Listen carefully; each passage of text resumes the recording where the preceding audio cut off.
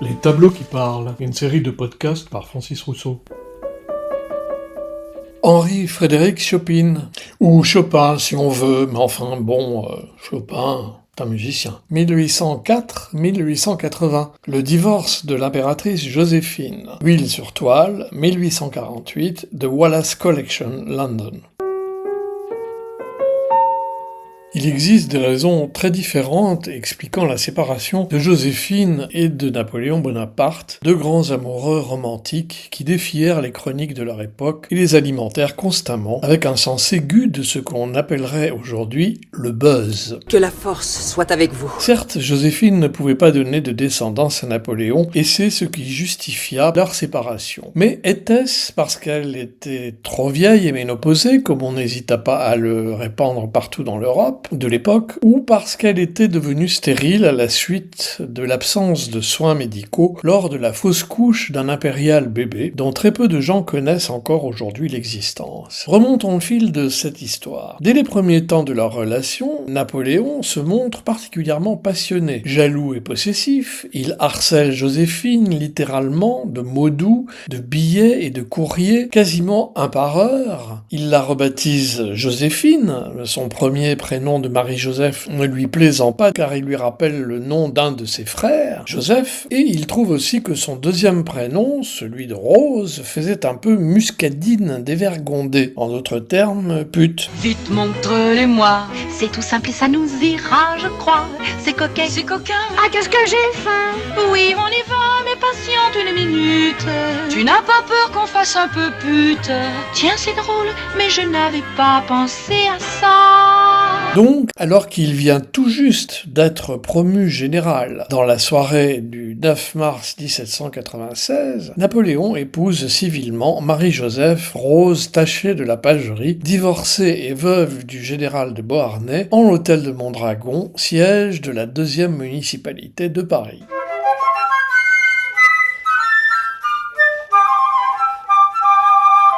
L'union, contractée avec la désapprobation absolue et réitérée à de nombreuses reprises de la famille Bonaparte, est célébrée presque à la sauvette par le commissaire Colin Lacombe devant un petit nombre de témoins, dont Barras, Tallien, Étienne Calmelet et Jean Le Marois, l'aide de camp de Napoléon. Cambacérès n'est même pas présent. Écoutez le podcast donné en lien sur ce sujet.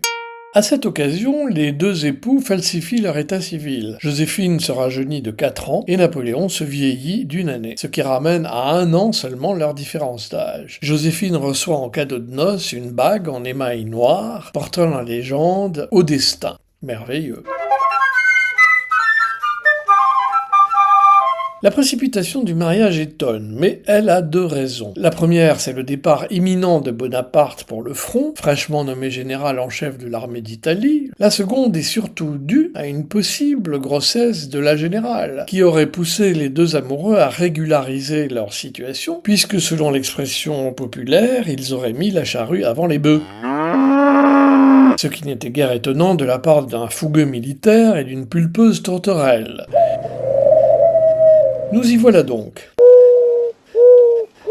Après le départ du général pour l'Italie, il harcèle son épouse de billets déchirants, enflammés ou désespérés, pour lui témoigner une passion que l'on peut qualifier d'hystérique. Je t'aime, je t'aime, je t'aime, oui, je t'aime, oui, je t'aime, tant que j'en délire. Joséphine, que tout le monde, sauf son mari, continue d'appeler Rose ou Marie-Joseph, ne répond pas au billet, joue la distante et même n'hésite pas à minauder devant témoins. Alors, tous à vos postes. Bouder, pourquoi pas, mais cocu, sûrement pas. Napoléon commence à lui en faire ouvertement le reproche, lui signifiant ainsi qu'il est parfaitement bien renseigné sur le moindre de ses agissements. Il lui demande alors fermement de répondre à chacun de ses envois et surtout d'avoir la décence de mettre un frein à sa vie mondaine tandis que lui se morfond sous sa tente. Dès la signature de l'armistice de Cherasco, qui suit la défaite des troupes du roi de Sardaigne, Napoléon supplie sa Joséphine de le rejoindre. Sa demande reste sans réponse, ce qui provoque en lui un profond désarroi, proche de la dépression. C'est alors que, pour la première fois, Joséphine met publiquement en avant sa grossesse pour refuser ce voyage. Dans le même temps, Napoléon, en héros victorieux, demande au directoire d'autoriser le départ de sa femme, enceinte ou pas. pas. Cela lui est accordé le 24 juin. Un peu forcée par les directeurs et surtout par Barras, dont elle est très proche, Joséphine accepte de rejoindre son mari et prend la route le 27 juin.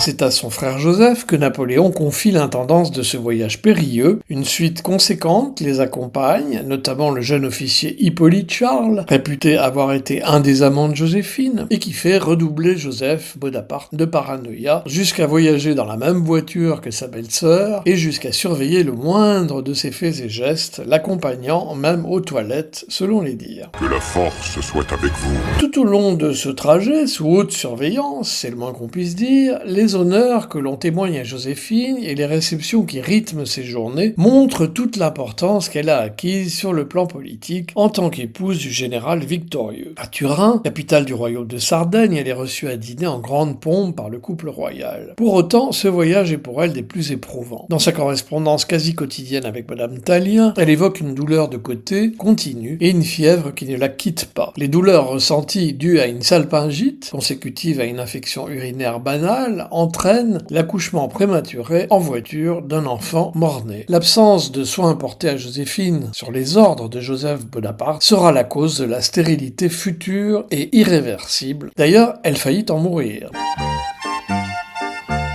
Gigi?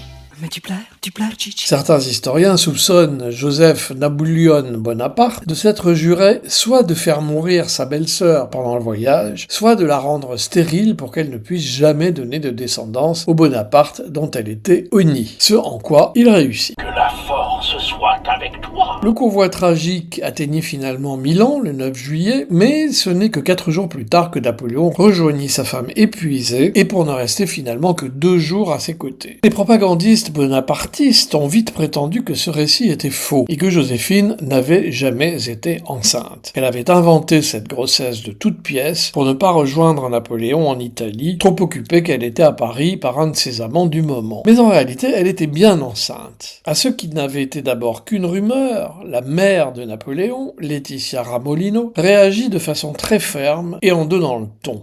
Est-on seulement sûr que c'est bien Napoléon qui lui a mis ce polichinelle dans le placard? On parle de Hoche, de Barras, toute la caserne lui serait passée dessus. Si la mulâtre, c'est ainsi qu'elle nommait aimablement sa bru, veut nous faire passer des vessies pour des lanternes, elle ne sait pas sur qui elle est tombée. Et il y a fort à parier que c'est Madame Mère qui introduisit chez ses fils, les frères du général Bonaparte, l'idée qu'il ne fallait absolument pas que Joséphine donne une descendance à Napoléon. La thèse n'est pas si sotte. Cela pourrait expliquer la culpabilité et la grande générosité de Napoléon pour les enfants beauharnais, Hortense et Eugène, qu'il adopta en 1796. Hortense épousa Louis Bonaparte, le propre frère de l'empereur, devenant ainsi la belle-sœur de son beau-père, et accessoirement la reine de Hollande. Quant à Eugène, il eut rang d'Altesse royale, vice-roi d'Italie, prince de Venise, grand-duc de Francfort, duc de Leuchtenberg et prince d'Eichstatt. Ce tableau de Henri-Frédéric Chopin, élève d'Antoine Jean Gros, qui obtint le prix de Rome en peinture de 1831 et se fit une spécialité des grandes scènes historiques, représente le divorce de Joséphine, à qui Cambacérès, tante Hurlurette pour les intimes, tend de façon assez obséquieuse devant tous les dignitaires de l'Empire l'acte de divorce assigné, alors que Madame Tallien soutient son amie au bord de l'évanouissement. Joséphine était en effet sensible aux vapeurs. Posture, car dans le cas précis, il n'y avait pourtant pas de quoi, eu égard aux conditions qui en font le contrat de répudiation le plus avantageux de tous les temps, avec malmaison, bijoux à foison et dépenses ad libitum, dont elle n'hésitait jamais à dire lorsque l'on s'hasardait à lui en faire le reproche, l'empereur a tant à se faire pardonner. Virgule musicale. Félix Mendelssohn, Marche nuptiale. Jacques Demy, Michel Legrand. Les Demoiselles de Rochefort. Dalida. Gigi l'amoroso. Johnny. Je t'aime, je t'aime, je t'aime, je t'aime, je t'aime, je t'aime.